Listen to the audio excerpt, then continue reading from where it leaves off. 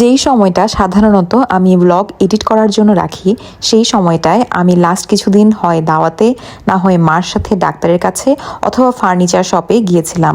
তাই blog edit করা বা আপলোড কোনোটাই হয়নি। এই যে এই অবস্থা ছিল আমার পড়ার টেবিলের পরীক্ষার পরে, আর এটা গোছানো হয়নি। অনেক দিন ধরেই গোছাবো গোছাবো ভাবছিলাম, এরপর ফাইনালি আমি গুছিয়ে ফেললাম। বাবা দেখে বলছিল যে রুমের সৌন্দর্য চেঞ্জ হয়েছে। ইয়া, এটা ট্রু, বাট এই যে আলসামের কারণে আসলে রুম গোছানো হয় না প্রায় সময়ই।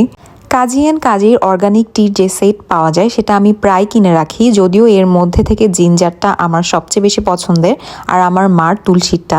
এরপর আমি অনেক দিন ধরেই যাব ভাবছিলাম, এমন অনেক প্রিয় আমার এক আন্টির বাসায় গেলাম, যেখানে অনেক ধরনের আয়োজন থাকলেও আমি বেছে বেছে কয়েকটা জিনিস খেয়েছিলাম।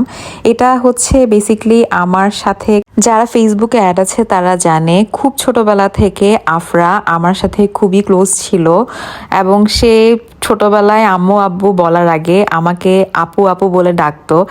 এবং আফরা হচ্ছে ধীরে ধীরে আমার চোখের সামনে অনেক বড় হয়ে যাচ্ছে। আমি যতবার আফরাকে দেখি এটাই বলি যে আর বড় হইও না। এরপর আমার মা বাবার সাথে আমি একটু ফার্নিচার শপে যাই। আমার মার প্রায় হচ্ছে ফার্নিচার শপে যেতে আমাকে জোর করে নিয়ে যায়, এবং আমার মার বলে এটা ওইটা চেঞ্জ করতে হবে অ্যান্ড আমাকে চুজ করে দিতে বলে। বাট ইয়া, লাস্টলি যেটা আমার মা বাবার পছন্দ হয় সেটাই কিনে, আমারটা তেমন একটা গুরুত্ব দেয় না, যদিও এই ভিডিও দেখার পর বলবে তো আমি যেটা বলেছি সেটাই কিনেছে। যাই হোক, এরপর আমি মার সাথে একটু ডেন্টিস্টের কাছে আসি। সেখানে যেই ডক্টর ছিল ওনার বেবি ছিল সাথে। এই বেবিটা এত বেশি কিউট, মানে অনেক সুইট করে কথা বলছিল। এরপর সে কোথায় থাকে, সারাদিন কি করে, আমাকে কেন আগের দিন দেখেনি, এসব প্রশ্ন আমাকে করছিল। আসলে বাচ্চাদের এই ধরনের গল্প, বাচ্চাদের সাথে গল্প করলে, মানে বাচ্চাদের সহজ সরল কথাবার্তাগুলো শুনলে মনে হয় যেন সারাদিনের সব ক্লান্তি চলে যায় বা সব মন খারাপ ভালো হয়ে যায়। এরপর আমার বাবা আমাকে এই ঝিলিমিলি বেলুনটা কিনে দেয়, যেটা পেয়ে আমি অনেক অনেক অনেক হ্যাপি হয়েছিলাম।